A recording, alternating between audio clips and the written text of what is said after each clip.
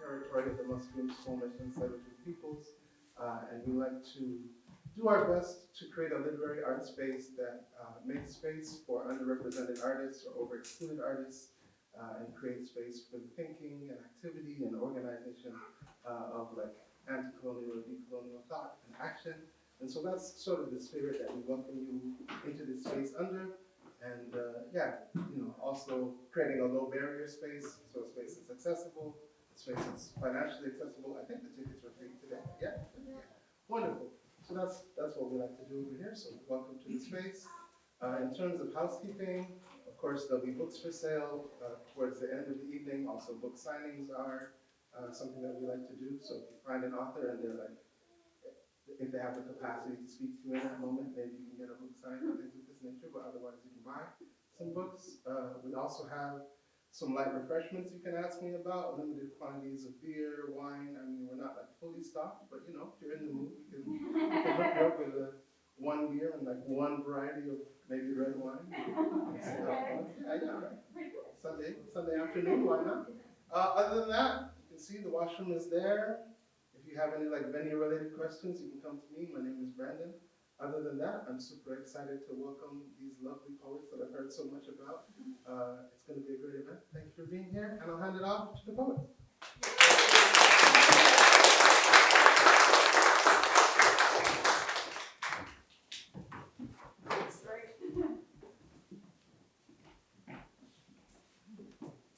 Hi, I'm Meghan Kemp-Gee. I'd really like to introduce Catriona Wright, who's going to read. She is the author of the poetry collection Table Manners and the short story collection Difficult People. Her poems have appeared in the American Poetry Review, The Walrus, and Magma, and they have been anthologized in The Next Wave, an anthology of 21st century Canadian poetry, and in Best Canadian Poetry 2015 and 2018. We're here to launch Continuity Errors, which is a really wonderful and beautiful and very funny, darkly funny book. So here's Catriona Wright.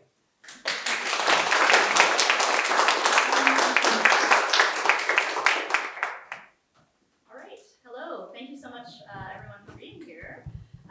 So lovely to see you and to be visiting in Vancouver. And thank you to the other readers. It's wonderful to share the stage and share community with you. So I'm going to read the title poem, Continuity Errors. I'm assuming people know what a continuity error is. Yeah, people are nodding. So kind of a lapse in self-consistency in a scene, generally on TV or in a movie. So I sort of was imagining what it would be like if these types of errors happened in our daily lives. So, continuity.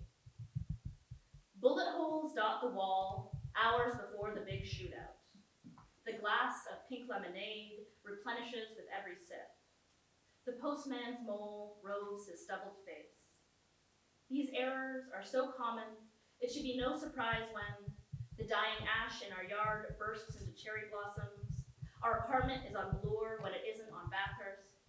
I laugh and my hair is a bob I nod into a blonde pixie. The baby we didn't have throws mashed squash on the floor. We flicker between possibilities, mourn, are reborn over and over.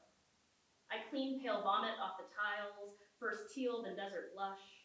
In the final cut, our lives, sputtering and contrary, already vaster than us. The next poem I'm going to read is called Wings. Wings. I got them removed. They bunched up under blazers. At the beach, people stared. I had to sit on chairs backwards like a teacher trying to relate. Most doctors don't believe in them, and the few that do warn of inflammation. My aunts got so rowdy, they flapped her up and out of her job, her marriage, a life organized around wealth. I'm happier without them, I think. Though I will miss the wind's rough hands, smoothing my feathers, how from certain angles I looked like my grandmother.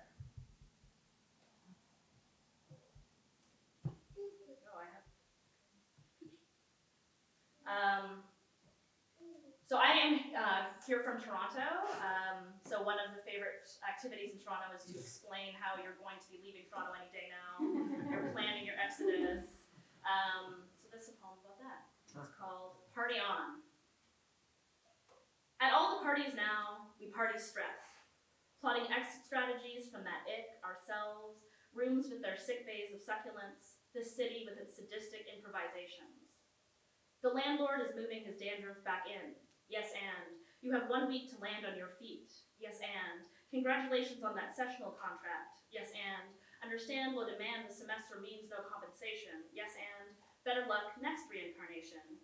Yes, and. It helps to think of debt as radical financial vulnerability. Yes, and. I hear these gigs are a handy stopgap. Yes, and. Some of the men aren't even that bad. Yes, and. You are paid an off-brand cryptocurrency to feel them breathing by your ear while you assemble a bassinet with a warped Allen key. Yes, and. You had such grand plans, didn't you? Yes, and. Aren't you bitches to blame for this impotence with your plots to unman us, to siphon testosterone from our gonads? Yes, and. Don't kid yourself. Love has always been transactional. Yes, and. Surge pricing is inevitable. And yes, stress is an acceptance of your position, a lesson, a lessening, a lesion, a loan. Your body is not authorized to forgive.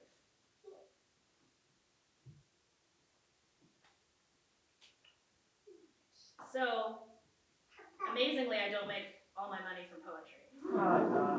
So I, also work as a communication instructor for engineering students at the University of Toronto. So this is a poem for them. It's called Innovation. In the classroom, students are imagining screens that feel like silk, like silt, fiery as kilns off kilter. They discuss a future of stone walls that dissolve into fog and reconstitute as universal organs pulsing. Of robot spouses who know when to cuddle and when coffee and when cancer ceases being hypochondria. Cantilever bridges alive with concrete that can heal itself before collapse. Algorithms to predict crime and epidemics. In the classroom, students are imagining a future so immaculate, they omit turnips, dirt, tantrums, long aimless walks, lust. They trust the relentless process, sprint past the prototypes twitching in their mass graves, last words a slur of diminishing words and forlorn leaps. Onward. They forget to eat, and when the tears splash onto Control Delete, they try goggles, until the lens is filled with lacrimal fluid. They try bigger goggles.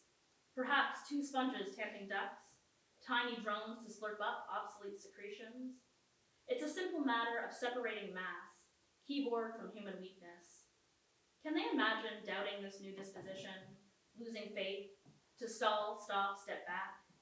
Imagine watching a chameleon turn magenta than chartreuse without itching to optimize its magic, augment its pigments.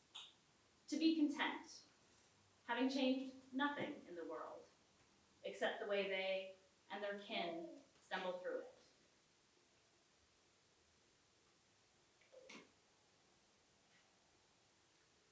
So it is also necessary in any book of Canadian poetry to have a poem about trees.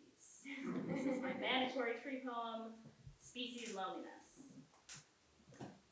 Like everyone else, I use trees as a metaphor for myself and my dream community. The way they share sugar, party with mushrooms, lean on each other, learn not to binge on soil moisture in spring. They even scream ultrasonically from thirst.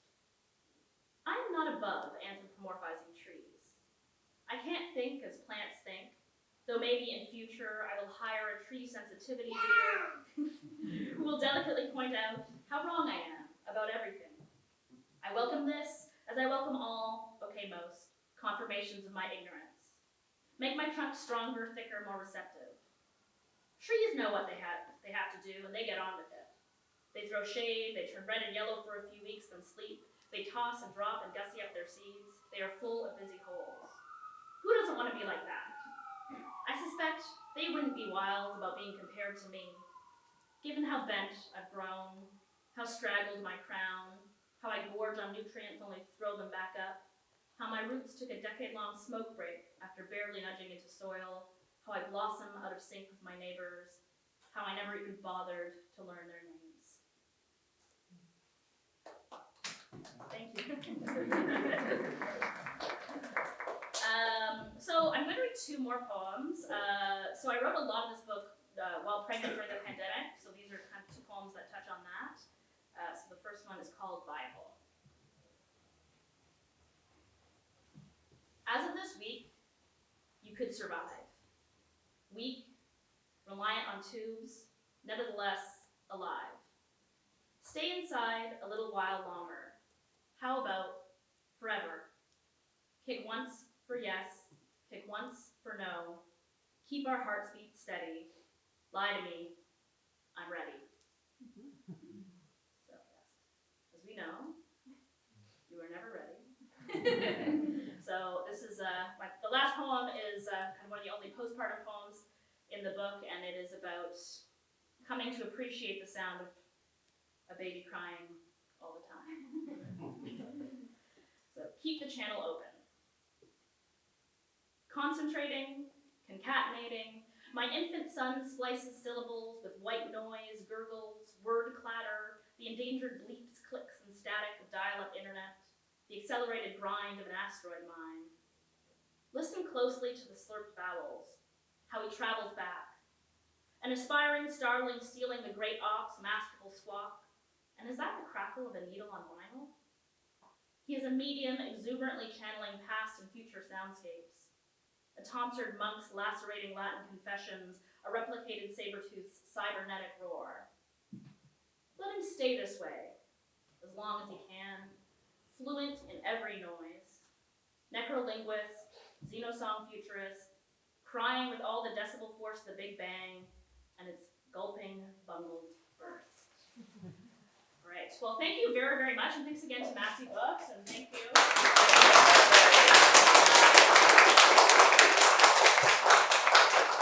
I now have the distinct pleasure of introducing Michelle Brown. So Michelle Brown's first book of poetry, Safe Words, was a finalist for the 2018 Relit Awards. She's had poems appear in The Walrus, Maisonneuve, Literary Review of Canada, This Magazine, and CV2, among others. After nearly a decade in Toronto, she left. She recently returned to the West Coast and now resides in Vancouver, BC. I'm really excited to hear her read. Michelle.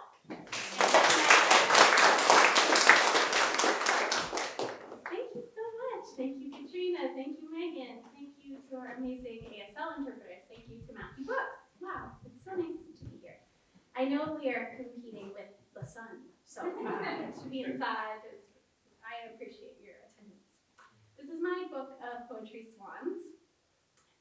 Most of the poems take place over the course of one night at a bar. It is a real bar, if you ever go to Victoria. Yes, and it follows three friends from sort of the lineup at the bar to the sort of hazy early morning that comes after. So I think I will read my poems in sequence as well. The first one is called Spells for Drunk Girls.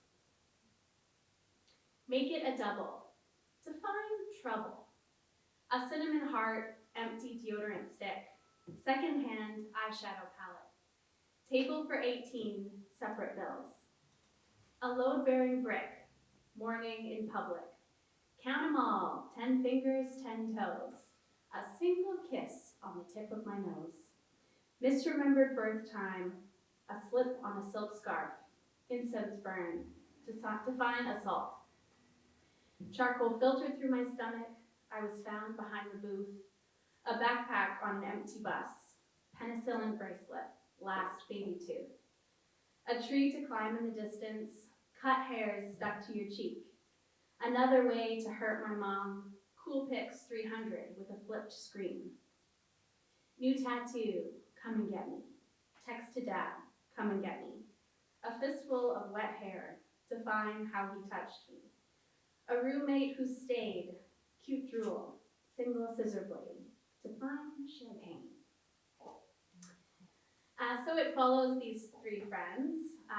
They're three young women, but they sort of kind of monography throughout the book. They become like deer and fruit flies and sea monsters, but they also have these titles. One is the dancer, one is the witness, and one is the historian. And I will read the dancer today. Her hands in prayer, then jubilantly thrown, cast devils at bystanders. She steps boxes around them, circles the room, checks for traps in the floor with pointed toes. Taps twice and the ground opens.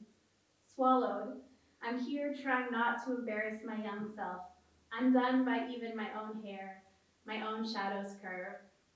When they told me to pray, this is what I was promised. A girl like me who likes me. Also, happy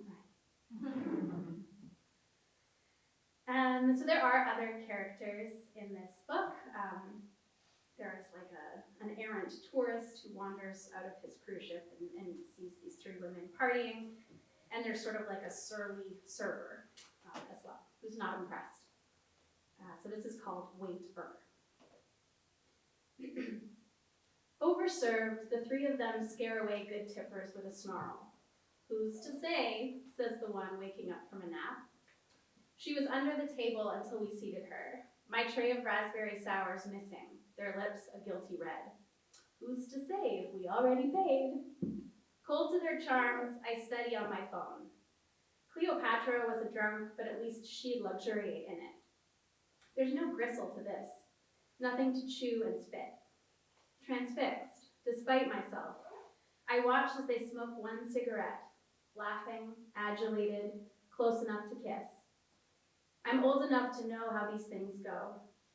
They think the center of the universe contracts them to stay linked forever, when really it expands, blackening, until it's a phone call, a text, then nothing. And this is sort of an allegory for friendship of like two dogs in neighboring garages who just, I think if they could come out of the garages, they'd be friends, but they just hate each other. This is true. Sorry, I need two dogs like this. Two dogs bark in neighboring garages. I'm at the sink and you're by the dryer. Your mind is an unpickable flower. Will we grow peaceful alongside each other, or be old and still throwing our weight at the door, scaring the kids who take a wrong turn? Your breath bogs against the living mirror, bangs and hems trimmed with the same scissors, lockets of hair forgotten under your sweater. If we met in the alley, out of our cages, wild, without mothers, how close would we be? How close we were to killing each other. So now we're sort of at the midpoint. Things are getting a bit hazier, I suppose, with our three friends. They've had a few pints. This is called Under the Table. And here I thought I was looking at the stars, the only constellation, name, number, knifed. It's the first time I've known how to get in touch with God. Would I like to have a good time? Is that even a question? And I'm going to read two more poems.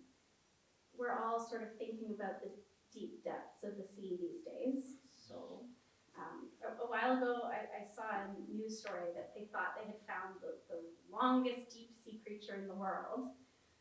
But they're not sure if it's actually one being or if it's like a lot of little tiny beings just like attached to each other.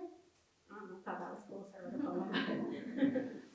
And also this book has a lot of like ocean imagery because this bar, it's really dramatic at night because it borders on this like deep, dark, roiling sea. So there's a lot of the ocean in it. The longest creature in the world, 5 exclamation points. The longest creature in the world. Or might be, they stipulated. No one, not even the scientists, had a desire to dive deeper on this. We've seen it and it's horrible. 150 feet of mouths kissing other mouths to form a body. It's been growing for decades, a suggestion of time that implies progeny, even grandchildren, but it could be as young as 24.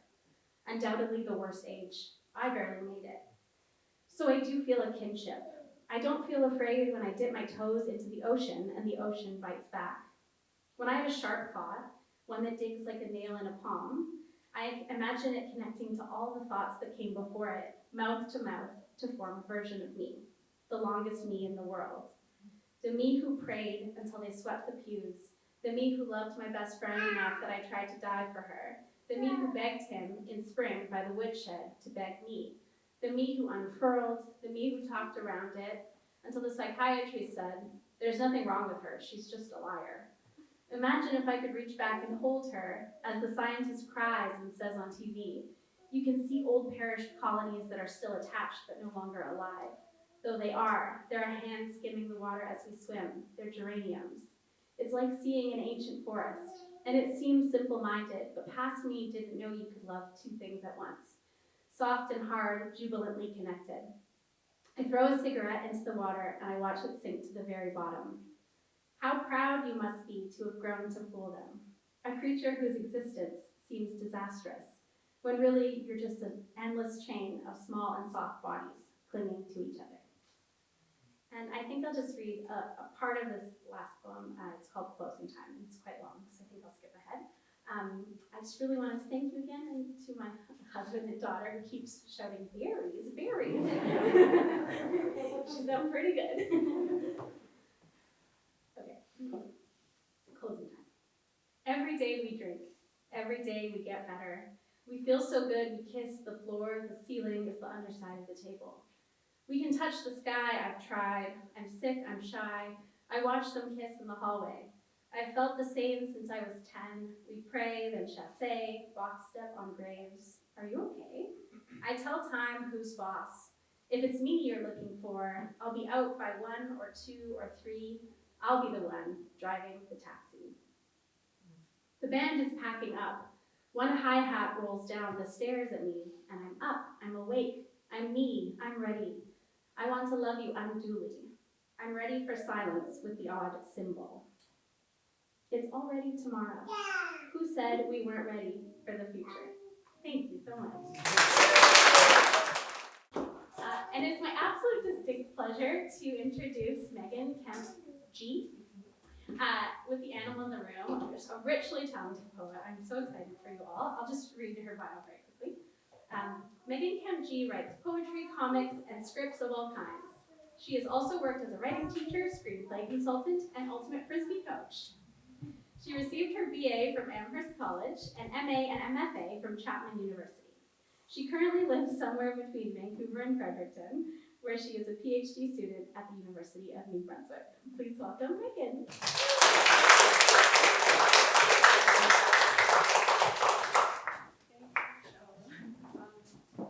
I want to thank Massy Arts for organizing this wonderful event, and all of you for coming. It's so nice to do a poetry reading with friends and family here. Okay, so I'm going to read from my new book, The Animal in the Room. The first poem I'm going to read is called The Irradiated Orb Weaver Spiders. There's a few poems in this book about the wildlife that live in the Red Forest near the Chernobyl power plant. And these spiders are amazing. They're highly radioactive, but they're actually doing completely fine.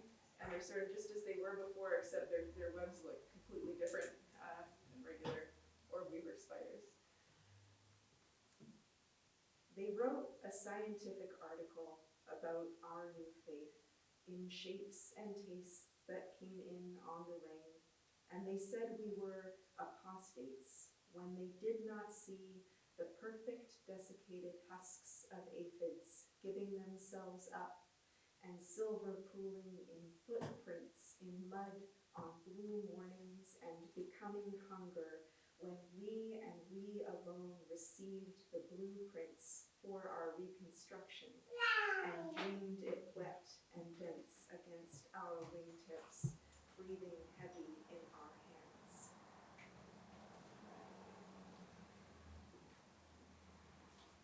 This poem is called Biking to Work. Stalking car doors and potholes. I like to say it's not my fault if the road grows rashes or if cabs go missing. I am a creature that will drown the whole city in sheepskin and lie on both sides of the bed. I wear a helmet, I take the lane. The West Side taught me how to pedal hard and lie this way. Safety third, I like to joke. I wear a helmet, herd mentality, big bad teeth. The roadkill looks both ways, claws and antlers west to Venice Beach, felling careless deer across the Sharrows, lanes, and shoulders. I wear a helmet and I tell lies. I'm pretending that I don't know better. we lived in Los Angeles for a really long time, and this is a poem about some of my favorite LA fauna, the opossum. This is called Opossum Hour. The helicopters flush them out from underbrush, detritus, and underpass cracks to trot imperiously along the subdivision walls. If you were walking home alone, this is the time of night when you might take a shortcut through a back alley somewhere in mid-city. You might hear what sounds like sirens or stray fireworks, footsteps, or the neighbor's baby still awake and singing its ABCs. You might look up and see a pair of eyes hovering at chest height, flushed and filled with light in defiance or raised in ignorance. You might see them bristle and twitch in the beating air from overhead. You might hurry past, you might take another path, but either way, you're getting away alone.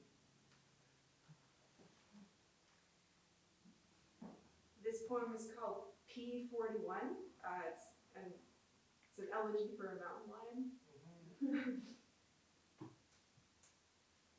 Your 4 children, 2 captured and 2 road murdered, half survive you, everywhere fenced in, but never spotted, only once collared, but often captured in their motion-activated film traps. Survivor of brush fire and rat poison, quick coyote killer, sunset canyon prowler, canny photogenic brook finder, last half father, old recluse of the Verdugos, good watchman of the 210 freeway.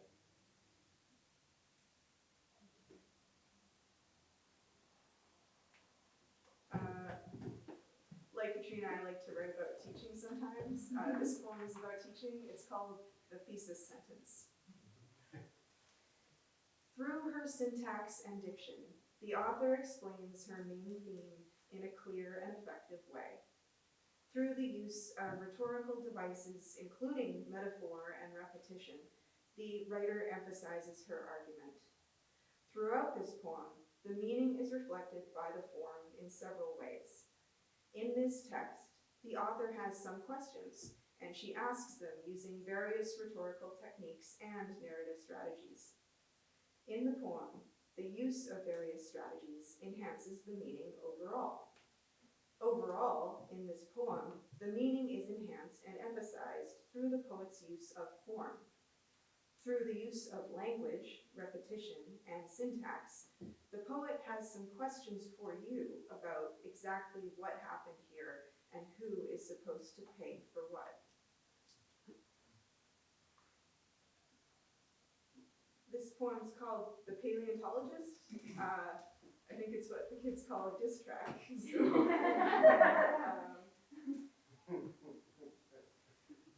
Othniel Charles Marsh, born 1831, put on a pinafore and spent the day plucking out new themes at the pianoforte. He had one last question concerning wolves. If a wolf had something to say, what would it be? Othniel Charles Marsh was a notorious anatomist and shameless discoverer of new species. He once spliced his whole life onto a love poem from the 16th century. He wrote science fiction under a pen name, and he reinvented every hotel room he stayed in for the rest of his life. Once, in 1864, he ate 2 slices of cake on someone else's birthday. He indulged outrageous rivalries. He stole his opponent's bones. He dug up fragments in the desert and put all the skulls on wrong. What a jerk. I'm going to read a couple more. This one is called Deer with Raven. Am I weak? She asks her. Will the world weaken me, or will I be nourished by pieces of the world? Her wet eyes reflecting white as she alights from a dense, low winter sky, She cuts out a black splash.